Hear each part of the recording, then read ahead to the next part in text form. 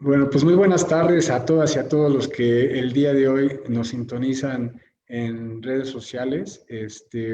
Pues una vez más estamos aquí transmitiendo desde la Comisión de Derechos Humanos del Estado de Puebla y el día de hoy para dar paso a una videoconferencia muy interesante que nos va a compartir la doctora Josefina Manjarres Rosas, que es el título de esta conferencia es Mujeres Migrantes ante la pandemia COVID-19. Quiero darle la bienvenida a todos los que nos siguen en esta transmisión.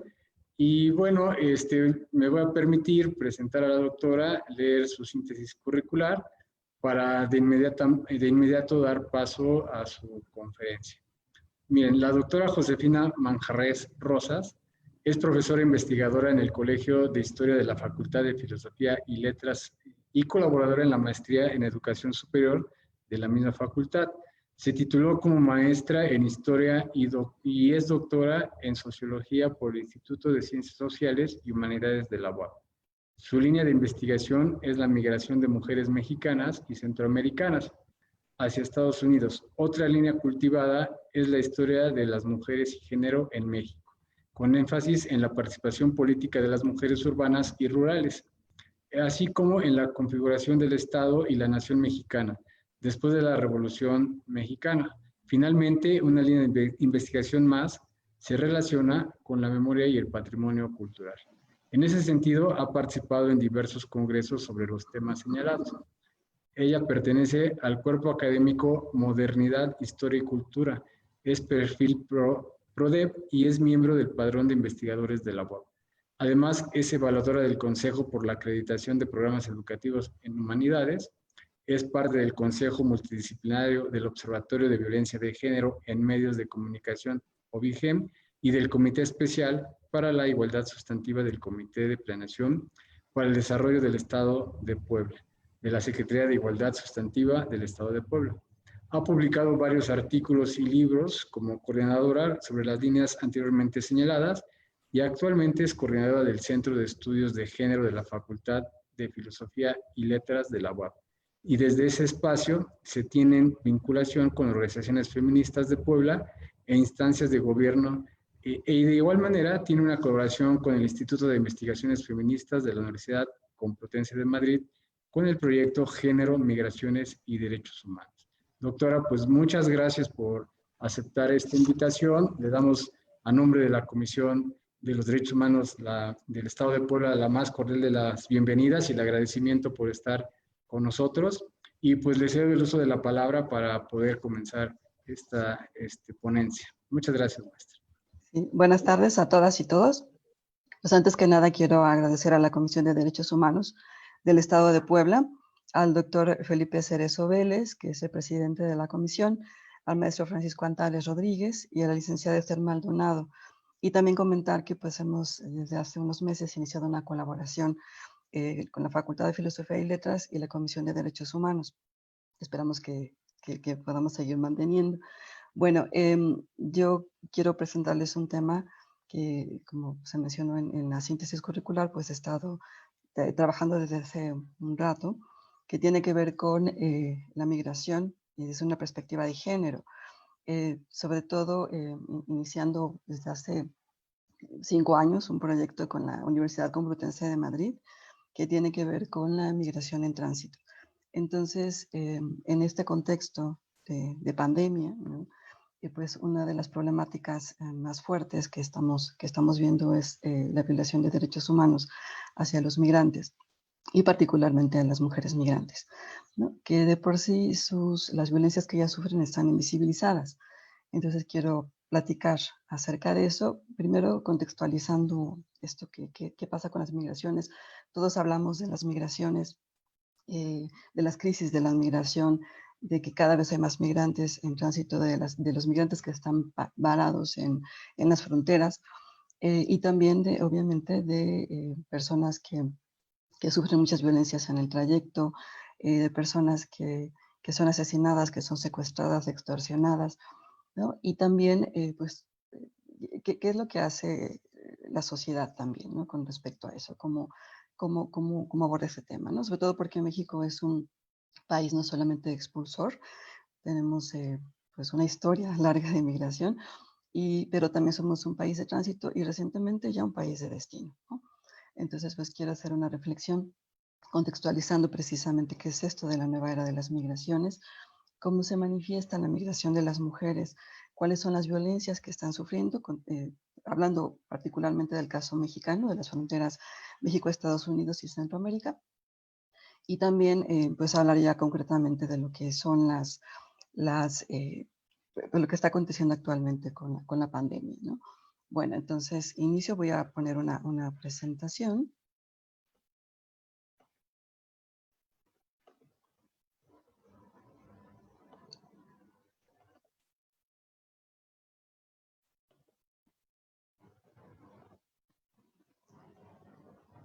Bueno, sí están viendo la presentación. Sí, sí se ve, Sí se ve. doctora. Ok, perfecto. Bueno, entonces quiero iniciar señalando este aspecto importante de las migraciones. Como ya señalé, contextualizar, las migraciones siempre han existido, ¿no? O sea, la humanidad siempre se ha caracterizado por moverse, ¿no? Por tener esa movilidad, y es histórica, ¿no? Pero en las últimas 3 décadas del siglo XX ha tenido una transformación muy particular. Y esto ha llevado a los especialistas a denominarla la nueva era de las migraciones. Y este va a tomar esta era de las migraciones también se va a caracterizar por esta creciente desigualdad, bueno, está enmarcada en eso, en estas grandes desigualdades entre el norte y el sur, obviamente por este nuevo contexto global y también neoliberal, que le va a dar este nuevo sentido, ¿no? Y que va a ocasionar, obviamente, pues presiones políticas, ecológicas, demográficas, que van a orillar a las personas a moverse, ¿no? Como más abiertamente, y también a solicitar refugio. Y esto va a tomar un cariz alarmante después de los atentados del 11 de septiembre de 2001, ¿no? Entonces, pero algo que también es muy interesante en esta era de las migraciones es cuando se habla de que más que hablar de migración estaríamos hablando de una movilidad humana, porque hace referencia a un conjunto mucho más amplio de flujos y fuerzas globales y a distintas formas de movimiento que pasan a través y por encima de las fronteras, ¿no? Por ejemplo, de acuerdo con la Organización Internacional de las Migraciones, esta movilidad es un proceso complejo motivado por diversas razones que se realizan con la finalidad de permanecer en un lugar de destino por periodos cortos o largos para desarrollar una movilidad circular, y también incluye a personas migrantes nacionales e internacionales, refugiadas, solicitantes de asilo o refugio, apátridas, personas en situación de desplazamiento forzado interno y víctimas de trata. Entonces estamos hablando de que esta que nosotros conocemos como la nueva era de las migraciones, pues en realidad es un conjunto enorme de movimientos, ¿no?, de la humanidad. Entonces, pero también otra de las características que tenemos en esta nueva era es que nunca antes los gobiernos habían dado tanta importancia a la migración desde esta perspectiva de seguridad nacional y de control, ¿no?, que conllevó a la criminalización de la migración y obviamente a criminalizar a los migrantes y a los solicitantes de asilo. Entonces estamos actualmente ante una metanarrativa de la criminalidad relacionada con la migración. Los estados nacionales, a través de sus políticas de seguridad, control fronterizo, le criminalizan a los migrantes y obviamente les niegan la protección adecuada, que es lo que hemos estado viendo últimamente. Y también, pero aquí algo muy interesante, cuando introducimos esta visión de género, es que las mujeres están más expuestas a sufrir una mayor violencia debido a esta condición de género, ¿no?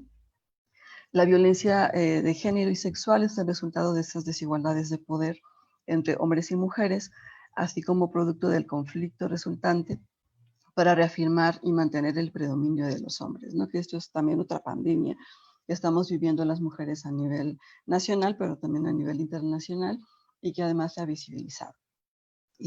Pero bueno, con las mujeres migrantes también está ocurriendo esto, ¿no? Algo también importante de esta caracterización que tiene la migración de las mujeres es que la movilidad de ellas no es un fenómeno nuevo, ¿no? Se piensa que ahorita, como estamos viendo, sobre todo mujeres acompañadas con niños, con niñas o familias enteras, pareciera que las mujeres recientemente migraron, pero eso no es así, ¿no? Las mujeres han participado en los flujos migratorios a lo largo de la historia, ¿no?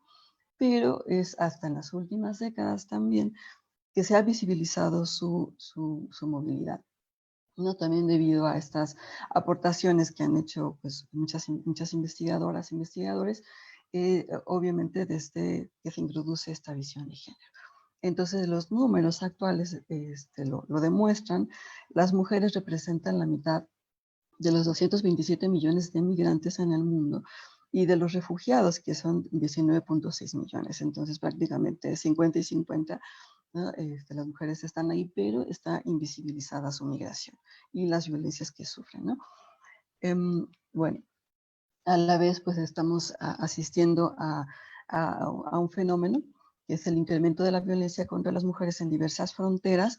Por ejemplo, lo que estamos viviendo aquí en las fronteras norte y sur, pero también, por ejemplo, en las fronteras europeas, ¿no? Ustedes han visto noticias en los medios de comunicación sobre cómo muchos migrantes se han ahogado, ¿no? Sus embarcaciones han naufragado en las costas de Italia, por ejemplo, ¿no? También Maqueira señala que las rutas seguidas por las mujeres traen como consecuencia pues violaciones, abusos en los caminos, en los albergues, en las zonas de reclusión para migrantes en puestos fronterizos, ¿no? Entonces pareciera, la violencia aparece caracterizada en la migración como eso que ya habíamos mencionado, una metanarrativa que exacerba lo criminal, ¿no? O sea, como yo señalaba al principio, los migrantes pues vienen a quitarnos nuestros empleos, los migrantes vienen a traficar droga, los migrantes, no sé, quitan el presupuesto, por ejemplo.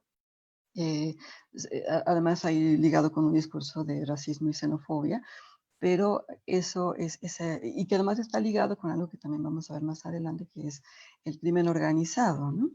Y el terrorismo, porque como ya señalaba anteriormente, los atentados del 11 de septiembre de 2001 transformaron la forma de ver también la migración, ¿no? Ya se venía dando, pero que este acontecimiento exacerba, ¿no? Este discurso de odio hacia los migrantes y obviamente esa necesidad de los estados del norte de parar a los migrantes, ¿no? Que están sobre todo viniendo del sur, y que además no solamente a ellos, sino obviamente a los terroristas y a los narcotraficantes, ¿no? Pero obviamente los migrantes están en una condición distinta. Bueno, pero eso, que es también interesante, ¿no? Esta narrativa criminal está invisibilizando, ¿no? La dimensión de la violencia de género y sexual, ¿no? Que es también una construcción histórica, política y cultural, que, insisto, nos afecta actualmente a todas las mujeres. Bueno, es histórica, pero que ahora tiene unas dimensiones diferentes, pero obviamente con las migrantes pues, se manifiesta de forma dramática, ¿no? Bueno, yo quiero hablar también en el caso mexicano, porque como ya señalé anteriormente, la violencia contra las mujeres migrantes se está dando en diversas fronteras en el mundo y pues todos los estados están enfrentando esta problemática, ¿no? También porque hay este fenómeno de externalizar las fronteras, ¿no? De securitizar las fronteras, ¿no? Y estamos viendo, porque también vamos a ver más adelante para el caso mexicano, cómo nos estamos convirtiendo en ese muro que Trump había prometido, ¿no? Y no un muro, digamos, físico, ¿no? Como lo quiera hacer, sino este muro político, simbólico, militar, ¿no? Que se está convirtiendo en México, y no solamente México, sino también los países centroamericanos, particularmente los países del Triángulo Norte. Entonces, pues, México tiene, como ya también señalé anteriormente, pues esta larga historia de migración con Estados Unidos. Prácticamente podríamos estar hablando de los años 20, ¿no? De finales de la Revolución Mexicana, cuando se empieza a configurar estos flujos migratorios y que van tomando forma en el programa Bracero en la Segunda Guerra Mundial, en 1942. Y pues también hay investigadores que han documentado muy bien y han establecido bien las etapas históricas de la migración México-Estados Unidos, y prácticamente somos un país expulsor.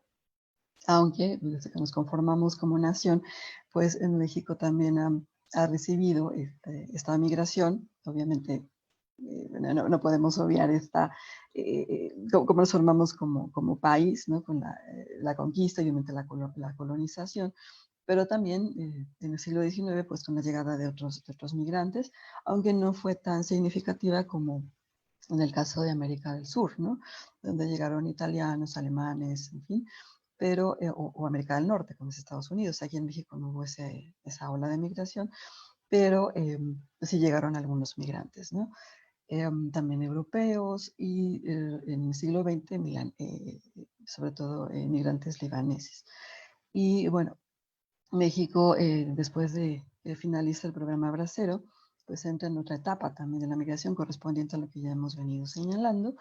Y en este contexto, ¿no? De asegurar las fronteras, pues México va a responder. Porque algo que también se le ha reprochado a los gobiernos mexicanos en general es que no hay una política específica de migración, ¿no? Es compleja, entiendo también la dificultad, ¿no? De establecer una relación con Estados Unidos equitativa, sobre todo para apoyar a nuestros migrantes allá en Estados Unidos. Pero ahorita en este contexto tan complejo, ¿no? Donde hay cada vez más migrantes y se visibiliza la migración de migrantes centroamericanos y lo que está pasando en el mundo, entonces eso ha hecho también que México participe en este aseguramiento de las fronteras, ¿no? Entonces, sobre todo a, a, mediados de los años 90 es cuando empieza esta relación, ¿no? También un poco disfrazada con estos acuerdos bilaterales o regionales, ¿no? Que obviamente también se apoyaba, ¿no? Económicamente a México y a los países de la región, pero también es cierto que se empezaba a hablar ya de asegurar las fronteras, ¿no? Entonces México responde a este discurso y asume también esta mitología, ¿no? De exterminar al enemigo, porque obviamente son en este caso los narcotraficantes y los migrantes centroamericanos. Y esto se ha ido exacerbando, ¿no? Vamos a ver más adelante cómo a raíz de la declaración de la guerra contra el narcotráfico, pues la violencia hacia los migrantes centroamericanos pues aumentó, y también pues con una serie de políticas por parte del Estado mexicano que que han endureciendo obviamente el control de la frontera, pues han pues ocasionado esta problemática, ¿no? Bueno, obviamente no solamente es México, ¿no? Sino también los países del Triángulo Norte, obviamente Guatemala, El Salvador y Honduras, también han asumido esta tesis de la responsabilidad compartida con Estados Unidos, ¿no? Y también han establecido medidas para controlar la migración, ¿no? Pero obviamente es complejo detener, ¿no? Estas grandes olas migratorias, ¿no? Bueno, entonces, en este contexto, ¿no? Digamos que se exacerba, insisto, con primero los atentados del 11 de septiembre y posteriormente con la declaración de la guerra contra el narcotráfico, pues el Estado mexicano va a endurecer su política migratoria hacia los migrantes centroamericanos, que ha generado obviamente una militarización de la frontera sur. Obviamente también hubo recursos por parte de Estados Unidos que permitieron, ¿no? Que pues incluso se comprara equipo sofisticado para detener la migración. No obstante, también hay que hablar, aunque no me voy a detener mucho en eso, de la relación histórica que existe entre México y los países del Triángulo Norte, ¿no? De hecho, tenemos también una relación muy cercana con Guatemala porque somos frontera y porque, pues obviamente, hay muchos migrantes guatemaltecos que vienen, sobre todo, bueno, a los estados del sur a trabajar, ¿no? Tienen visas incluso de trabajo Pero también hubo una relación histórica a través de de refugiados, ¿no? Sobre todo guatemaltecos salvadoreños que estuvieron aquí en México en los años 80 y 90 debido pues a los conflictos sociales que hubieron en esos países. Entonces, pues también a raíz de eso, pues empieza a crear una relación migratoria, ¿no? Entre México y los países del Triángulo Norte. Bueno, entonces tenemos este endurecimiento de la política migratoria que generó esta militarización de la frontera sur, ¿no? Y por consiguiente, pues el aumento de detenciones y deportaciones que se intensificaron a partir de 2010, ¿no? Bueno, también, pues aunado a esto, pues tenemos un contexto de violencia provocado por el propio modelo neoliberal, y exacerbado por el narcotráfico, porque no hay que olvidarnos de eso, ¿no? O sea, ¿por qué se está produciendo esta nueva era de las migraciones? Porque tenemos a muchos migrantes, porque se están moviendo de sus países de origen, ¿no? Tiene que ver también con una violencia tipo estructural ocasionada por el neoliberalismo, ¿no? Que no les da posibilidades de vida. Y además que, pues obviamente también ha incrementado la violencia, ¿no? Hay muchos migrantes, como lo estamos viendo en el caso de los migrantes del Triángulo Norte, que están saliendo huyendo de situaciones de violencia, ¿no? Ya sea por las maras o también en el caso de las mujeres por la violencia doméstica, ¿no? También obviamente por la violencia que ejercen las maras hacia ellas. Entonces, pues esta violencia institucional criminal ha afectado a los migrantes, pero en especial a las mujeres porque están enfrentando grandes riesgos, ¿no? En su tránsito. Por ejemplo, la violencia sexual, que es algo que parece que está ahí, que se está normalizando incluso, y eso es muy grave, ¿no? Porque las mujeres saben, y como también lo vamos a ver más adelante, y lo hemos documentado en nuestras investigaciones, y también no solamente nosotras, también otras colegas, las mujeres saben que van a sufrir una violación a lo largo del camino, ¿no? Parece que se preparan para ello, ¿no? Pero no solamente eso, sino también las mujeres van a las van a insertar en estas redes de trata de personas con fines de explotación sexual o también laboral, ¿no? Al transitar por el país. Entonces, los riesgos, si lo enfocamos desde esta visión de género, pues también son distintos, pero están invisibilizados, ¿no? Eso es lo que nosotros hemos puesto mucho énfasis en la migración. Y nos preocupa particularmente en este contexto de pandemia que otra vez, o sea, estamos hablando efectivamente de las violaciones de los derechos humanos de los migrantes, pero volvemos otra vez a esconder las problemáticas específicas de las mujeres, ¿no? Entonces, esta plática también tiene que ver con un llamado de atención hacia, pues, no solamente los gobiernos, la sociedad organizada, la sociedad civil organizada, que de hecho están haciendo mucho por apoyar a los migrantes, siempre lo han hecho, pero que también un llamado de atención a la sociedad en general, ¿no? Porque estamos viendo a los migrantes con desprecio, con mucha xenofobia, ¿no? Detrás. Entonces, pues tenemos que entender qué es lo que está pasando con las personas, ¿no? Que prácticamente están saliendo de huida, ¿no? De sus propios contextos, ¿no? Bueno, entonces, como señalábamos, pues esta violencia en general contra los migrantes, pues va a ir en aumento, sobre todo, como ya señalé, a raíz de la guerra contra el narcotráfico, pero también vamos a ver ahí cómo el crimen organizado se va a insertar, ¿no? En esta gestión de la migración, ¿no? Porque pues también los migrantes van a formar parte de estos grupos, ¿no? De coyotes o polleros que van a mover a los migrantes, van a llevar a los migrantes a su destino, pero también van a operar, ¿no? Con otras estrategias como el secuestro de los migrantes, ¿no? Para extorsionar. Entonces, por ejemplo, esto que sucedió en 2010 con los migrantes de San Fernando, ¿no? Que fue una ejecución de migrantes centroamericanos por el crimen organizado. Y también, obviamente, la trata de personas. Entonces, este escenario, ¿no? Que de por sí ya los migrantes centroamericanos cruzaban el territorio nacional, sobre todo después de la firma de los tratados de paz en los años 90.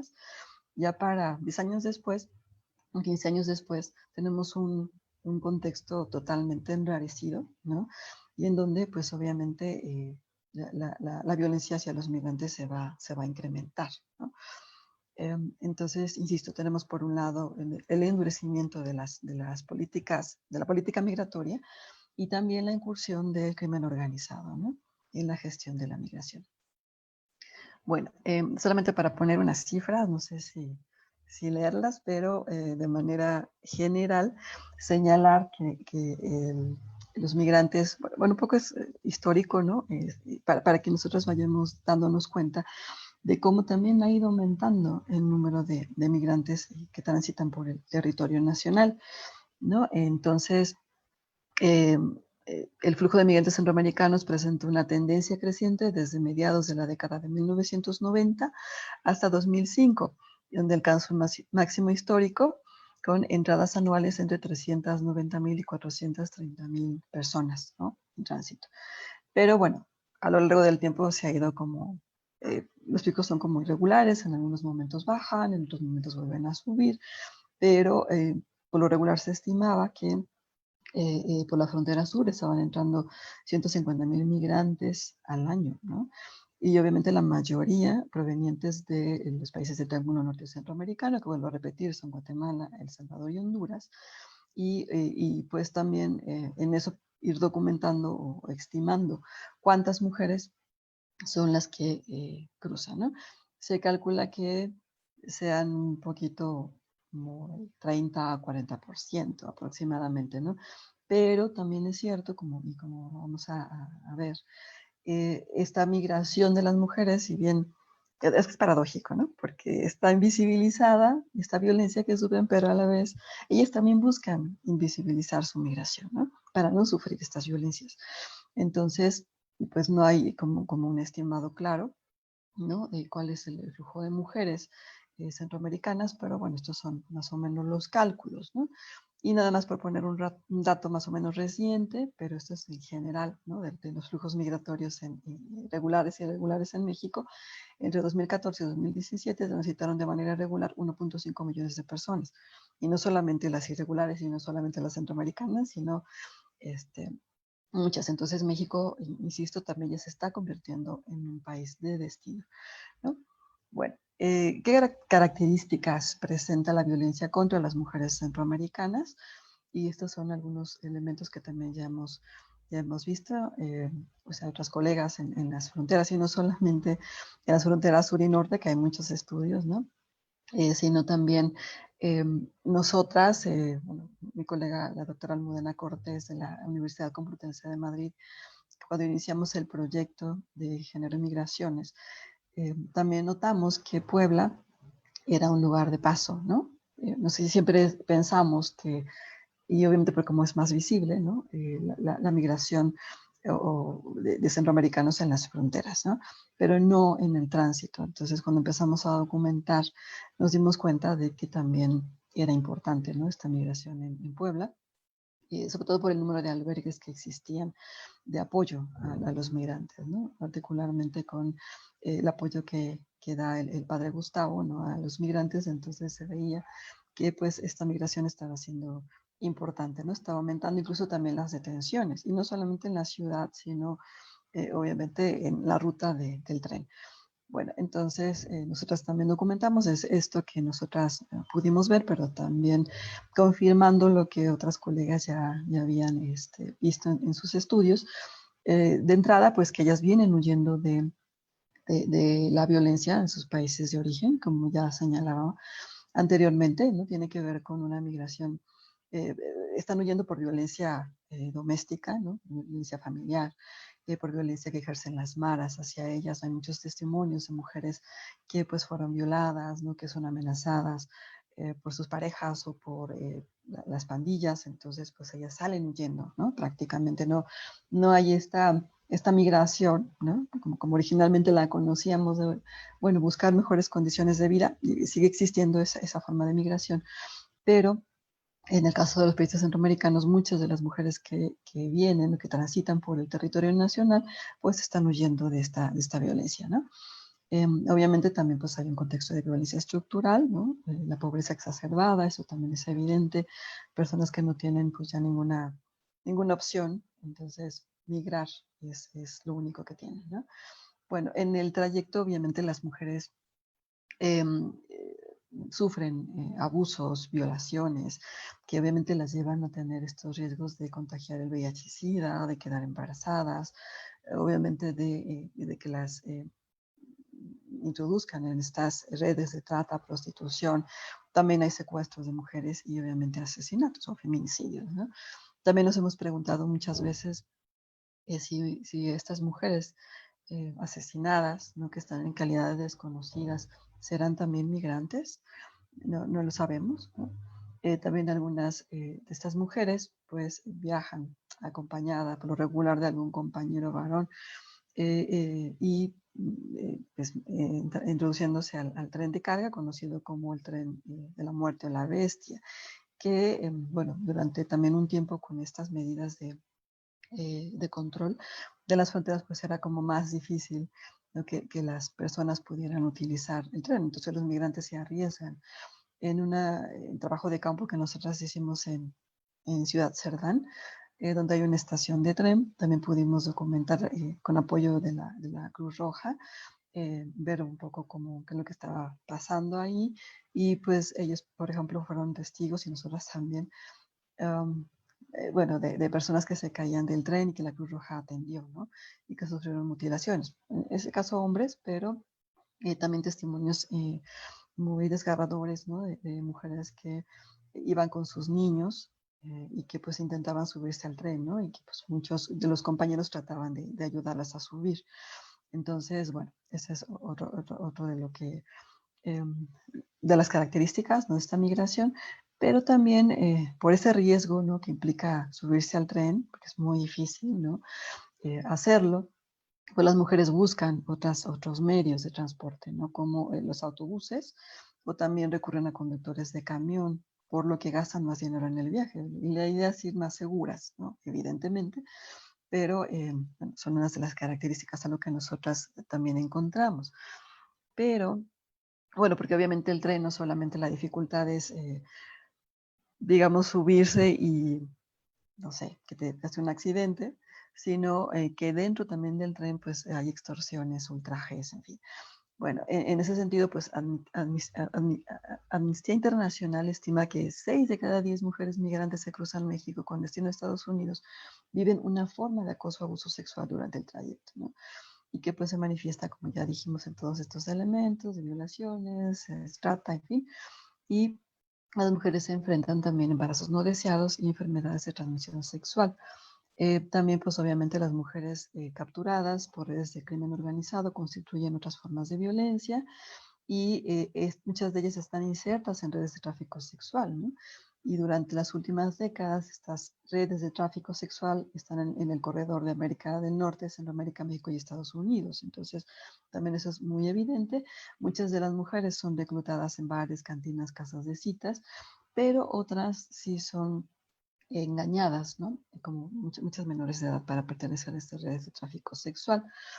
Bueno, pero también vemos que las mujeres pues obviamente viven, o sea, son vulnerables, pero además son vulnerabilizadas por este contexto, pero también las mujeres tienen esta posibilidad de agencia, es decir, de tomar decisiones que reduzcan los riesgos del viaje, ¿no? Esta que ya, bueno, una de las características o de las estrategias más bien es vestirse de hombre, ¿no? Transvestirse, evitar estos determinados medios de transporte, como ya también señalábamos, negociar la compañía de un hombre a cambio de protección, que es lo que también vemos muy seguido, porque a veces viajan solas, ¿no? Y entonces tienen que buscar la protección de un hombre, ¿no? Bueno, ahora quiero pasar después de esta caracterización, ¿no? De, la, de la migración, perdón, de cómo se manifiesta la violencia hacia las mujeres centroamericanas, también quiero pasar a contextualizar ya lo que está pasando, ¿no? Con respecto a al COVID, la pandemia del COVID-19 y los migrantes, pero antes haciendo una contextualización, ¿no? De la transformación de la política migratoria, porque eso también es muy importante, ¿no? Entender, bueno, que ya veníamos con un proceso, ¿no? De asegurar y controlar las fronteras, de violación de derechos humanos de los migrantes, del control, eh, perdón, de la criminalización, obviamente, de la migración, del número de migrantes asesinados, en fin, ¿no? Es un contexto muy complejo, muy violento, pero que las políticas mexicanas, el endurecimiento también conllevaba una protección a los derechos humanos, porque es un poco contradictoria nuestra política migratoria, ¿no? O más bien las estrategias seguidas por los gobiernos mexicanos, porque signamos siempre, ¿no? A muchos convenios internacionales a favor de los derechos humanos, pero en la práctica, pues, no es posible, ¿no? O sea, falta mucho por hacer. Teníamos una gran esperanza, ¿no? En el cambio de gobierno, bueno, en lo particular lo sigo teniendo, pero en el caso de los migrantes parece que es más difícil, ¿no? Es mucho más complejo, parece que no se vislumbra un cambio, porque inicialmente parecía que sí, ¿no? Y quiero hablar un poquito de esto porque nos va a remitir a lo de lo que está pasando ahora con los migrantes y la pandemia del COVID-19. Bueno, también debido a que la forma en como los migrantes empezaron a moverse empezó también a transformarse, ¿no? Y empezaron a hacerlo a través de las caravanas migrantes, porque eso también se vio como, es una estrategia también muy interesante, en donde pues se visibiliza la migración, ¿no? Y eso también permite que vayan más compactos, protegidos, ¿no? Y va solicitando como el paso, ¿no? De manera oficial para llegar a la frontera norte. Entonces, pues, esto se fue como haciendo en 2018, en los meses anteriores. Y me parece que hubo una estrategia anterior, en un año anterior, pero esto se exacerba en octubre de 2018, ¿no? Cuando empezamos a ver que pues los migrantes intentan moverse a través de caravanas y lo logran, ¿no? Esto ocurre en 2018 y pues algunos migrantes logran llegar a su destino. Y eso pues en ese contexto también político, en el caso de México, de un cambio de gobierno que ya se empezaba a vislumbrar la llegada de la izquierda a México, ¿no? En el gobierno mexicano. Entonces, bueno, cuando toma posesión el nuevo presidente, Andrés Manuel López Obrador, pues toma medidas, ¿no? Inmediatas, ¿no? Para tratar de, pues sí, llegar a acuerdos más claros, de incluso firmar estos acuerdos de Marrakech, ¿no? Con una migración ordenada, regulada, segura, pero también firmando acuerdos con los presidentes de los países del Triángulo Norte para atacar las causas estructurales, que yo creo que eso sí sería muy importante, que es a muy largo plazo y no depende de México, sino depende de que haya estos, bueno, de cada país y obviamente de acuerdos, y no solamente con los países del Triángulo Norte, sino también con Estados Unidos.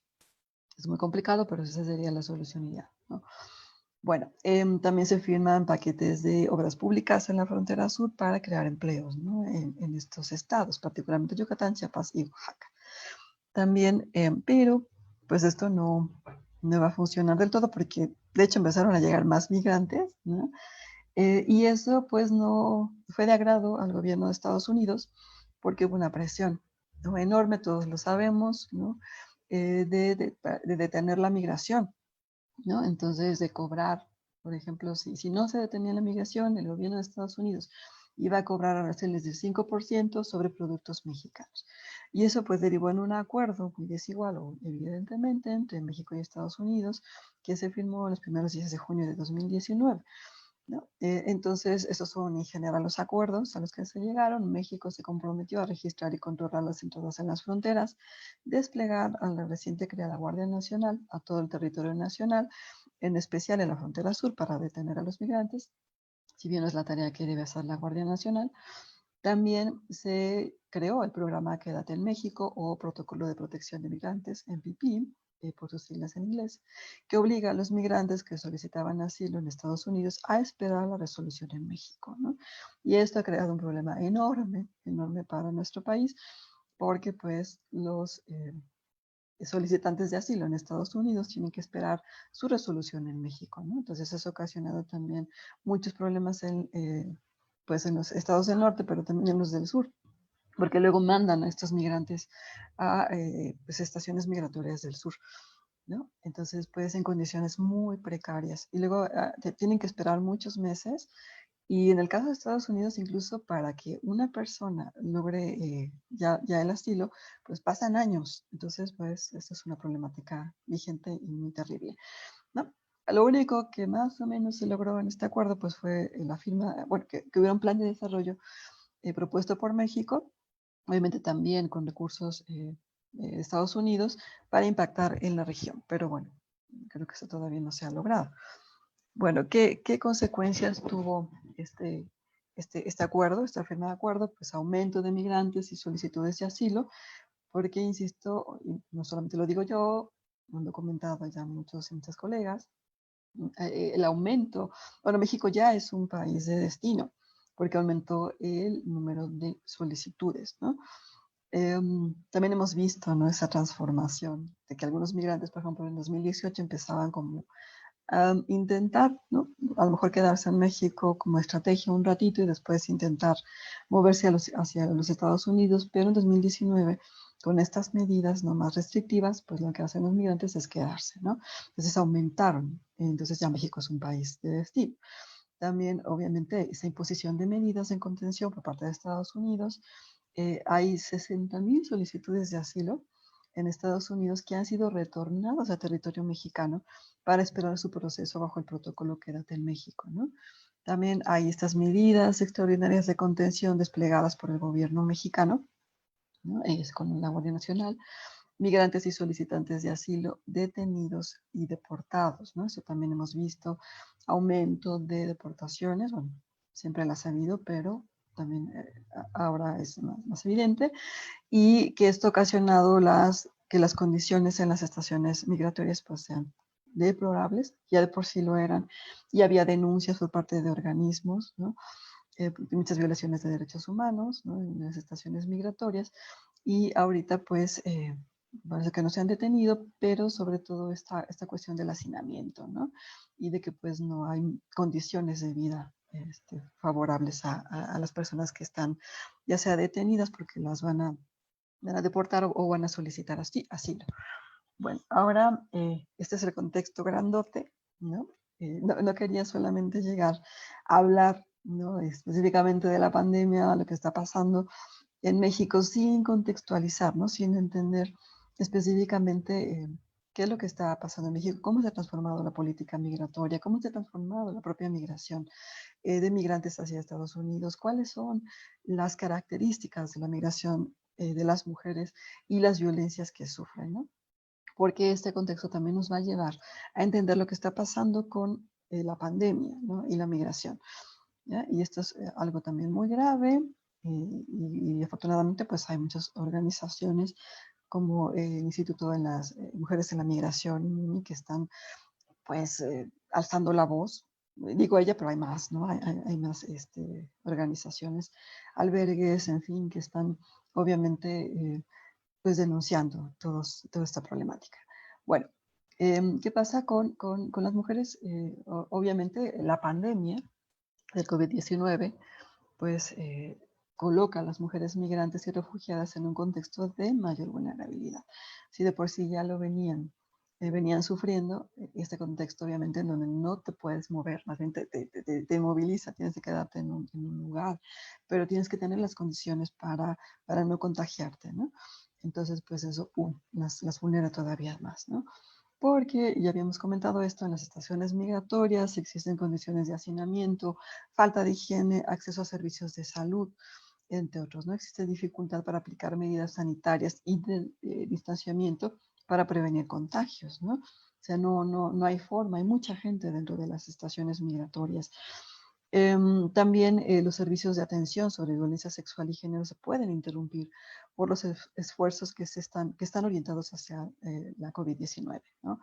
Entonces, hay que entender también que las migrantes, ¿no?, a pesar de su condición de irregularidad, tienen derecho a estos servicios, ¿no?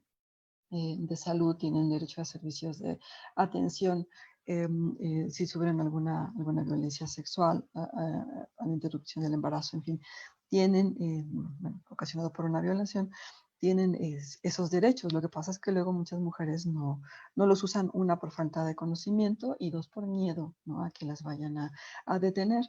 Y también porque muchas veces las instituciones no las quieren atender porque son ilegales, ¿no?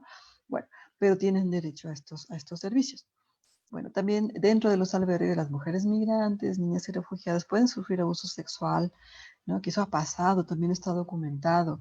Tienen miedo de denunciar y tienen imposibilidad de acceder a estos canales de denuncia, ¿no? No saben cómo hacerlo. Entonces, insisto, todas estas son condiciones que van a vulnerar más a las mujeres en este contexto de pandemia, ¿no?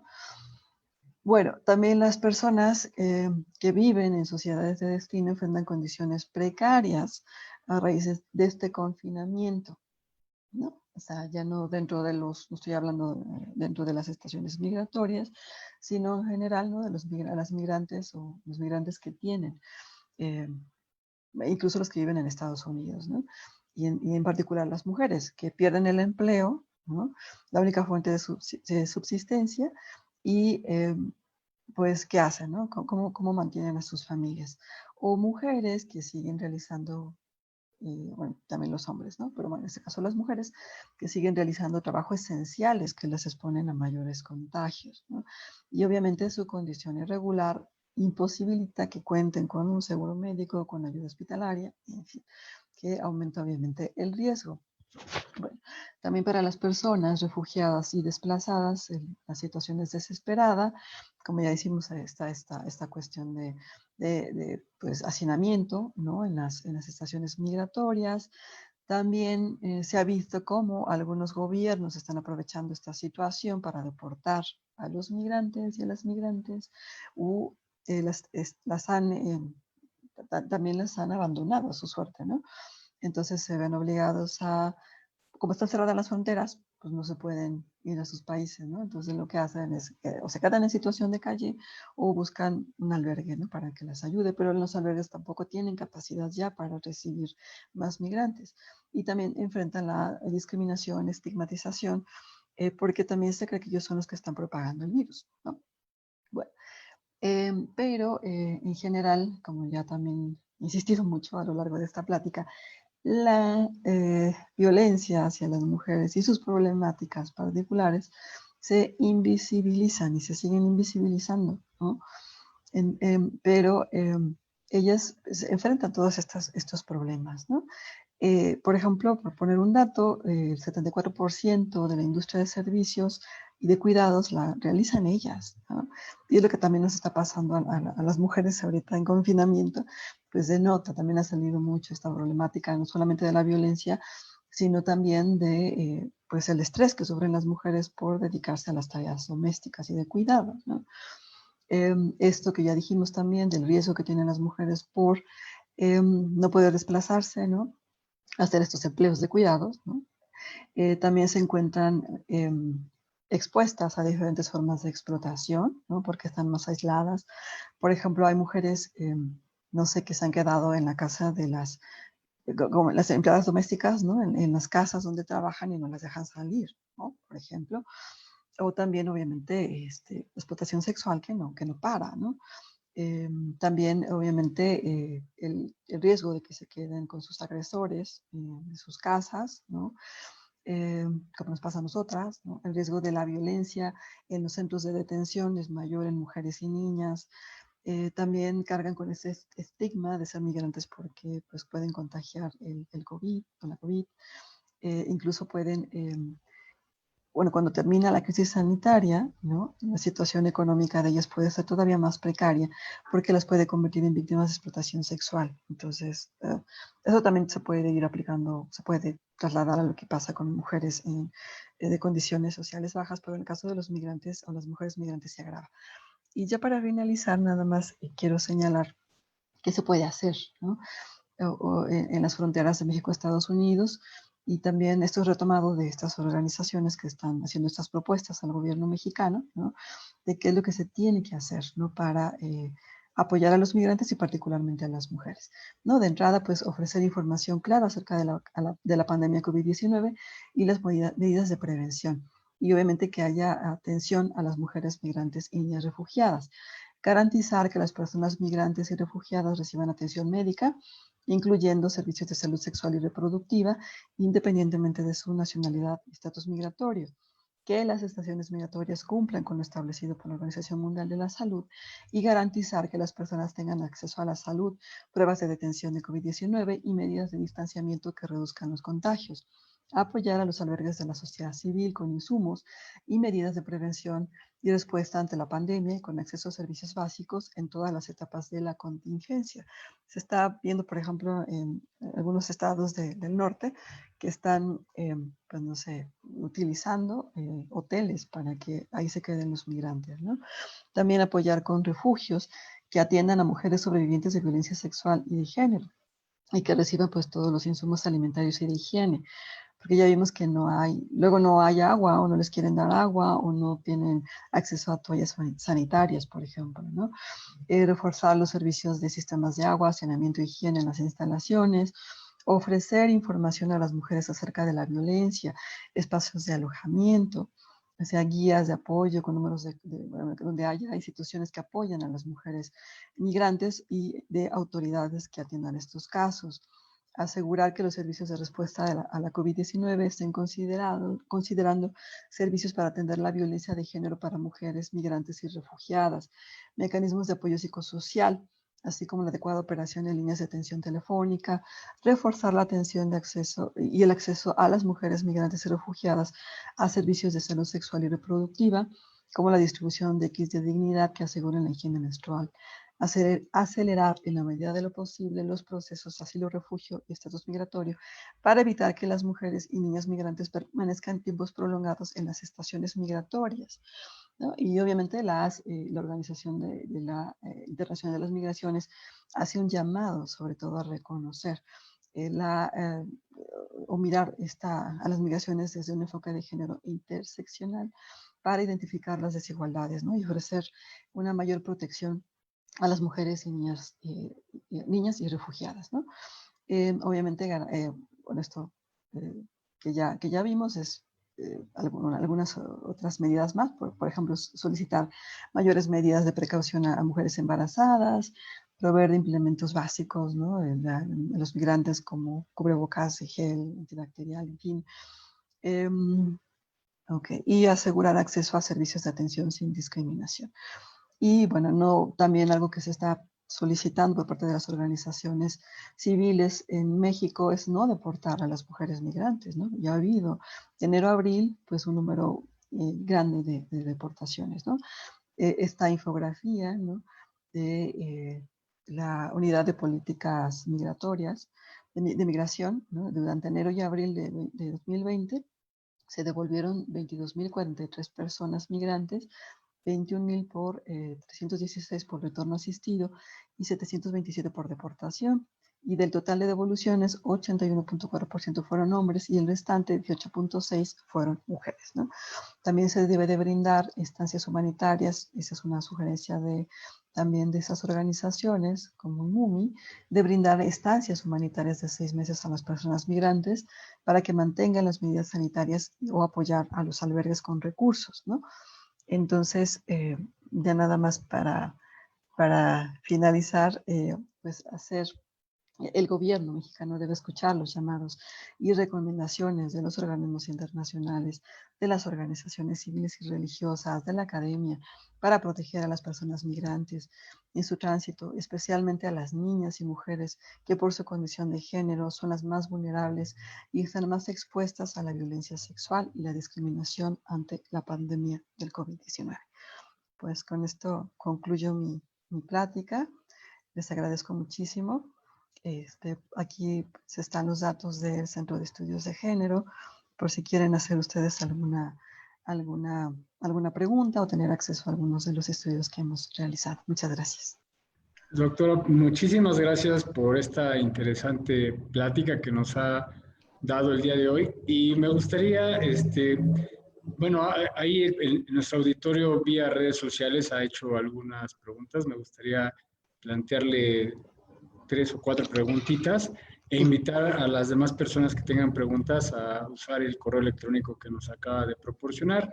Entonces, le voy a leer algunas de las preguntas para ver si nos hace usted favor de poderlas contestar. Mire, Sí. Andrea Moreno nos dice, Puebla es un estado de destino para migrantes. ¿Cuáles son los municipios del estado de Puebla con más índices de destino de mujeres migrantes? Ujú.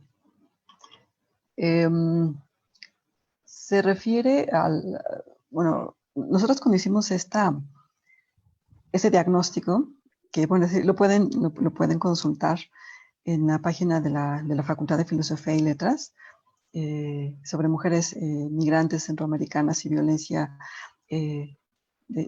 bueno, en Puebla, en su tránsito por Puebla, pues nosotros no pudimos determinar, porque o sea, sí había mujeres, sobre todo de esos países del Triángulo Norte que se quedaban en Puebla, ¿no? En ese momento, estamos hablando del año 2017, ¿no? Me imagino que ahorita las condiciones también se están transformando. Habría que ver cuántas personas han solicitado asilo y refugio y ver si Puebla, ¿no? Se está convirtiendo también en un lugar para quedarse, porque muchas de las migrantes o migrantes que se estaban solicitando el asilo y refugio y se estaban quedando sobre todo en la Ciudad de México y en Monterrey, ¿no? También Guadalajara, ¿no? Donde estaban ofreciendo empleos. Lo que nosotros sí pudimos documentar fue más bien el tránsito, ¿no? O sea, que sí estaban pasando migrantes y había mujeres detenidas en la estación migratoria, que eso también fue muy interesante, ¿no? Pero también nos percatamos que no todas se quedan. Hubo algunos casos también interesantes que vimos de mujeres que sí se quedaron a vivir en Puebla. Obviamente también, como insisto mucho en esto, está invisibilizada, ¿no? Esta migración de las mujeres, ¿no? Su movilidad. Entonces, pues ellas buscan como eh, tratar de no, digamos, de no visibilizarse. Nosotros tenemos una entrevista muy interesante eh, de una mujer migrante, me parece que era de Guatemala, que ella hace varios años migró, ¿no? Pero salió huyendo también, porque su esposo la golpeaba, entonces salió con sus hijos, vino a México, pero aquí también sufrió muchas violencias, ¿no?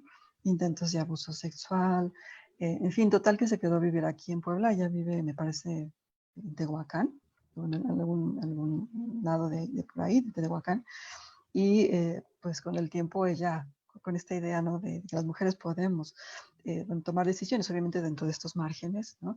Pues ella logró también regularizar su situación y la de sus hijos. Entonces, pues, por lo menos yo conozco de 2 casos, de una mujer guatemalteca y una mujer hondureña que están en Puebla, pero me parece que todavía no, o sea, habría que investigar si somos un lugar de destino, ¿no? O sea, requeriríamos como más estudios para determinarlo, pero sí se ha documentado, ¿no? O sea, hay cifras del Instituto Nacional de Migración, por lo menos de mujeres que son detenidas, y ahí podemos nosotras ver cuántas mujeres pues lograron llegar a Puebla, ¿no? Porque fueron detenidas en el estado. Ok. Sí. Bueno, voy a proceder a leer otra pregunta de Juan Carlos Castrejón. Nos dice, Ujú. ¿qué tipo de plan se podría implementar para salvaguardar los derechos de las mujeres migrantes que no solo se quede en un porcentaje sin que la misma autoridad las vulnere, ya que ha habido casos de que las mismas autoridades locales son las que agreden? Sí, hay muchas iniciativas, ¿no? A mí me parece que la que está ahorita realizando, bueno, encabezando IMUMI con otras organizaciones, ahorita les doy el nombre del documento porque lo pueden ustedes ver en la página de IMUMI, estas rutas migratorias, o sea, y sobre todo en este contexto de pandemia, ¿no? Pero que obviamente habla de que se hagan que sea algo integral, o sea, una política integral, porque sí, efectivamente, toda la política migratoria obviamente es federal, ¿no? O sea, si bien porque están aquí las delegaciones, ¿no? Pero también cada quien opera como quiere, no hay como una política específica, integral, porque va a depender también de cómo, o sea, el país es enorme, ¿no? Y también esta población es muy movible. Entonces lo que se necesita es una política realmente integral. O sea, primero obviamente que haya voluntad política, que se cumplan todos los acuerdos firmados de derechos humanos, pero que también se creen políticas específicas, ¿no? Para no seguir vulnerando los derechos de las mujeres. Es que a mí me sorprende porque sí hay muchos documentos, siempre ha existido, bueno, ha habido muchas iniciativas, muchas propuestas, pero no pasa nada. O sea, las problemáticas de las mujeres, y eso lo estamos viendo con la violencia que estamos sufriendo las mujeres en México, ¿no? Hay muchos acuerdos, tenemos una ley fantástica, tenemos, no sé, pues sí, centros, ¿no? De apoyo, refugios, en fin, pero la violencia sigue aumentando. Entonces, ¿qué es lo que está pasando, no? Hay pues obviamente estamos dentro de un patriarcado, ¿no? O sea, hay indolencia, no hay interés, no hay un funcionamiento claro de las instituciones. Entonces, si eso no se modifica, pues obviamente para las mujeres en esta situación irregular va a ser más complicado, ¿no? Pero bueno, sí creo que debería existir, o sea, hay iniciativas y por lo menos las puedo direccionar a esta de IMUMI, para el caso específico de la pandemia. No habla específicamente de las mujeres migrantes, sino de los migrantes y las migrantes en general, pero que sí está hablando de pues, qué hacer en esta situación. Pero, pues sí, yo creo que debemos de seguir. Hay una política, una unidad de política migratoria. Desde ahí se supone que se hace la política pública general de la migración, pero pues necesita, esto que yo señalé al final, ¿no? Es integral. Sociedades, organizaciones de la sociedad civil y religiosa, la academia, en fin, los propios migrantes, ¿no? Pero bueno, también, insisto, este contexto, esta política migratoria, esta relación con el gobierno de Estados Unidos está muy compleja. Entonces, también hacer algo a favor de los derechos humanos de los migrantes va a estar muy difícil, ¿no? O sea, desafortunadamente. Ok, bueno, voy a pasar a comentar otra pregunta que nos hace Tella Román y nos dice, la crisis COVID-19 exacerba la discriminación hacia las mujeres migrantes basada en roles y estereotipos de género. ¿Qué medidas inmediatas podemos tomar como Estado? Um, Pues, a ver, insisto, tenemos albergues. Lo que pasa es que el Estado en sí mismo no tiene una política migratoria, ¿no? Porque este es una iniciativa sobre todo, o sea, es el gobierno federal, ¿no? Quien se encarga de la política migratoria, ¿no? Hubo intentos, eso fue interesante hace unos años, de crear una ley de migración aquí en el estado de Puebla, pero solamente se quedó pues en una iniciativa, ¿no? Que yo creo que los estados deberían de participar más, ¿no? En atender en general la migración, para empezar, ¿no? Y obviamente en este contexto de pandemia, pues sí, yo creo insisto, te tiene que ser conjunto, ¿no? Porque como no hay una política específica del Estado, ¿no? Para, digamos, apoyar a los migrantes, pero a la vez la ley de migración pues sí está apoyando a los migrantes y tienen derechos, ¿no? Entonces pues eso los tenemos que extender. Por ejemplo, las campañas, las medidas que se están tomando con la población mexicana, poblana en particular, se tienen que extender también a los migrantes, ¿no? Pero insisto, no lo saben, los migrantes desconocen que tienen esos derechos.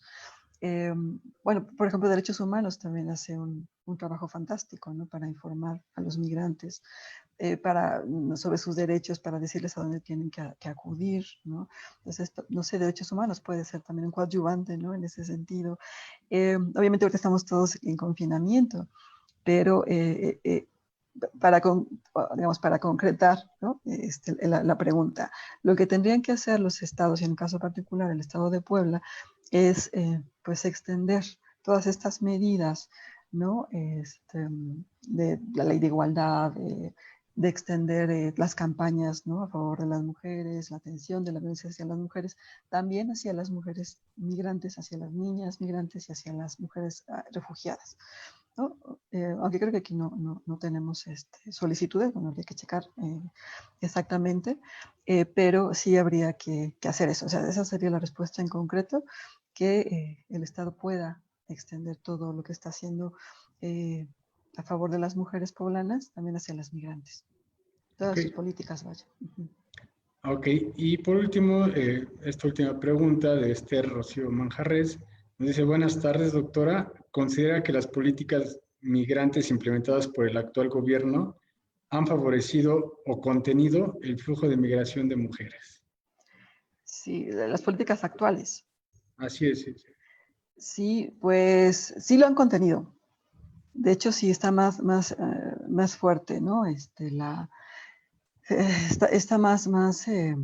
como ya señalé en la presentación, ¿no? Obviamente tenemos que ver los históricos, las cifras históricas para ver exactamente cuántos deportados, cuántas personas detenidas, para ver, porque lo que pasa es que en el contexto anterior teníamos muchas denuncias a las estaciones migratorias, porque también había mucha violación a derechos humanos y muchos de de las autoridades participaban incluso en estas redes, digamos, en estos crímenes contra los migrantes, ¿no? Había muchas denuncias con respecto a eso. En este contexto actual, ¿no? En donde se ha desplegado la Guardia Nacional para detener, me parece que sí ha funcionado, ¿no? Pero eso también obliga a los migrantes que ya de por sí lo estaban haciendo, ¿no? Buscar otras rutas más peligrosas o incluso pues, a ser víctimas de estos tratantes, estas organizaciones del crimen organizado, ¿no? Que les cobran mucho dinero para llegar, ¿no? a la frontera. Entonces me parece que más que detener la migración, ¿no? Insisto, habría que ver las cifras, lo que sí han hecho es vulnerarlos más, ¿no? O sea, violentarlos más, estas medidas, porque hay más casos, o sea, por ejemplo, esas personas que están, eh, no sé, las que regresó a Estados Unidos a México, ¿no? Con este programa de Quédate en casa, eh, pues muchas veces son, pues sí, secuestrados, ¿no? Por el crimen organizado. O sea, hay muchos testimonios de personas que han, mm, pues sí, fueron secuestradas por algunas de estas pandillas y les pidieron dinero a sus familias. Algunos desaparecieron, no sabe qué fueron de ellos. Entonces ha habido como mucho de eso, ¿no? Porque están focalizados ya los migrantes en un espacio, entonces son más fáciles de capturar, por así decirlo, ¿no? Em, entonces, sí habría, ¿no? Y nosotros vimos, por ejemplo, en la investigación que hicimos el año pasado en Ciudad Cerdán, que este fenómeno, ¿no? De mujeres que estaban saliendo con familias, o sea, con niños, no se detuvo, ¿no? O sea, sí estamos viendo también un fenómeno, es otra de las características también importantes. O sea, uno, el aumento de la violencia, ¿no? Y segundo, que en el caso de las mujeres, sí tenemos como familias enteras. También por eso se habla de que pues se insiste mucho en que las mujeres y las niñas, ¿no? La protección de mujeres y niñas. Si bien es cierto que en 2014 hubo una crisis, ¿no? De niños migrantes porque ya venían solos y lo siguen haciendo, pero ahora es más visible, ¿no? El número de mujeres acompañadas, ¿no? Con niños y niñas, entonces eso también es como muy interesante y yo creo que sí habría que checar las cifras, no lo tengo con claridad, pero me parece que sí funcionó estas medidas para detener la migración. Ok. Doctora, pues le agradezco muchísimo su participación de esta interesante charla. Y de igual manera quisiera yo agradecer a través de su conducto al doctor Ángel Chocoloxi Yáñez, el director de la Facultad de Filosofía y Letras de la UAP, al Centro de Estudios de Género de Facultad de Filosofía y Letras de la UAP, por permitirnos esta mañana pues poder escuchar esta interesante conferencia. Y agradecer también a las personas, a todas y todas las personas que en esta tarde nos han escuchado, nos han visto a través de las redes sociales en Facebook e invitarlos a que estén pendientes a nuestras siguientes conferencias que tenemos a través de nuestra fanpage de Facebook. Ahí pueden irse enterando, pueden irse inscribiendo. Recordarle que a todas las personas que se inscriban mediante nuestra página, pueden obtener una constancia de haber escuchado estas conferencias. Doctora, muchísimas gracias. Gracias a ustedes. Bueno, hasta luego a todas y todos.